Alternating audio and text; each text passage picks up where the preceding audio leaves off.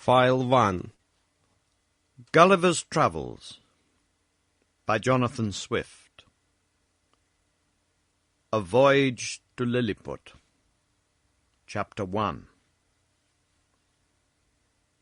My father had a small estate in Nottinghamshire.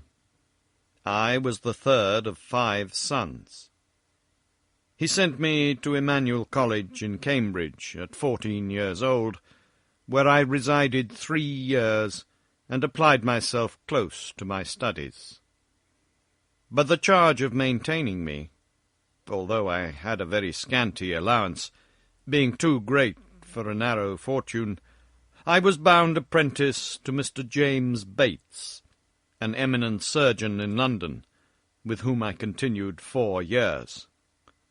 And my father now and then sending me small sums of money, I laid them out in learning navigation and other parts of the mathematics useful to those who intend to travel, as I always believed it would be some time or other my fortune to do.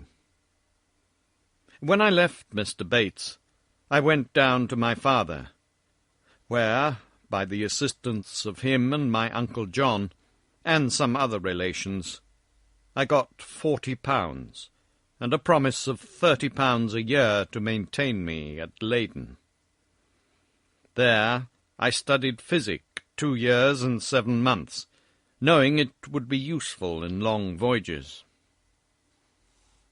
Soon after my return from Leyden, I was recommended by my good master Mr. Bates to be surgeon to the Swallow, Captain Abraham Pannell, commander, with whom I continued 3 years and a half, making a voyage or two into the Levant and some other parts. When I came back, I resolved to settle in London, to which Mr. Bates, my master, encouraged me, and by him I was recommended to several patients. I took part of a small house in the Old Jewry, and being advised to alter my condition, I married Mrs. Mary Burton, second daughter to Mr. Edmund Burton, hosier in Newgate Street, with whom I received £400 for a portion. But my good master Bates dying in 2 years after, and I having few friends, my business began to fail, for my conscience would not suffer me to initiate the bad practice of too many among my brethren. Having therefore consulted with my wife and some of my acquaintance, I determined to go again to sea. I was surgeon successively in 2 ships, and made several voyages for 6 years to the East and West Indies, by which I got some addition to my fortune. My hours of leisure I spent in reading the best authors, ancient and modern, being always provided with a good number of books. And when I was ashore, in observing the manners and dispositions of the people, as well as learning their language, wherein I had a great facility by the strength of my memory. The last of these voyages not proving very fortunate, I grew weary of the sea, and intended to stay at home with my wife and family. I removed from the Old Jewry to Fetter Lane, and from thence to Wapping, hoping to get business among the sailors, but it would not turn to account. After 3 years' expectation that things would mend, I accepted an advantageous offer from Captain William Pritchard, master of the Antelope, who was making a voyage to the South Sea. We set sail from Bristol on May the 4th, 1699, and our voyage at first was very prosperous.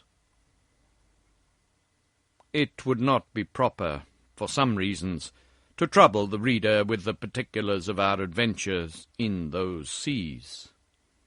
Let it suffice to inform him that in our passage from thence to the East Indies we were driven by a violent storm to the northwest of Van Diemen's Land. By an observation, we found ourselves in the latitude of 30 degrees 2 minutes south. 12 of our crew were dead by immoderate labour and ill food, and the rest were in very weak condition. On the 5th of November, which was the beginning of summer in those parts, the weather being very hazy, the seamen spied a rock within half a cable's length of the ship, but the wind was so strong that we were driven directly upon it, and immediately split. 6 of the crew, of whom I was one, having let down the boat into the sea, made a shift to get clear of the ship and the rock. We rowed, by my computation, about 3 leagues, till we were able to work no longer, being already spent with labour while we were in the ship. We therefore trusted ourselves to the mercy of the waves, and in about half an hour the boat was overset by a sudden flurry from the north. What became of my companions in the boat, as well as of those who escaped on the rock, or were left in the vessel, I cannot tell, but conclude they were all lost. For my own part, I swam as fortune directed me, and was pushed forward by wind and tide. I often let my legs drop, and could feel no bottom. But when I was almost gone, and able to struggle no longer, I found myself within my depth. And by this time the storm was much abated. The declivity was so small that I walked near a mile before I got to the shore, which I conjectured was about 8 o'clock in the evening. I then advanced forward near half a mile, but could not discover any sign of houses or inhabitants. At least, I was in so weak a condition that I did not observe them. I was extremely tired, and with that, and the heat of the weather, and about half a pint of brandy that I drank as I left the ship, I found myself much inclined to sleep. I lay down on the grass, which was very short and soft, where I slept sounder than ever I remember to have done in my life, and, as I reckoned, above 9 hours. For when I awaked, it was just daylight. I attempted to rise, but was not able to stir, for, as I happened to lie on my back, I found my arms and legs were strongly fastened on each side to the ground, and my hair, which was long and thick, tied down in the same manner. I likewise felt several slender ligatures across my body, from my armpits to my thighs. I could only look upwards. The sun began to grow hot, and the light offended my eyes. I heard a confused noise about me, but in the posture I lay, could see nothing except the sky. In a little time, I felt something alive moving on my left leg, which, advancing gently forward over my breast, came almost up to my chin, when, bending my eyes downwards as much as I could, I perceived it to be a human creature not 6 inches high, with a bow and arrow in his hands, and a quiver at his back. In the meantime, I felt at least 40 more of the same kind, as I conjectured, following the first. I was in the utmost astonishment, and roared so loud that they all ran back in a fright, and some of them, as I was afterwards told, were hurt with the falls they got by leaping from my sides upon the ground. However, they soon returned, and one of them, who ventured so far as to get a full sight of my face, lifting up his hands and eyes by way of admiration, cried out in a shrill but distinct voice, "Hekina de Gull!" The others repeated the same words several times, but I then knew not what they meant.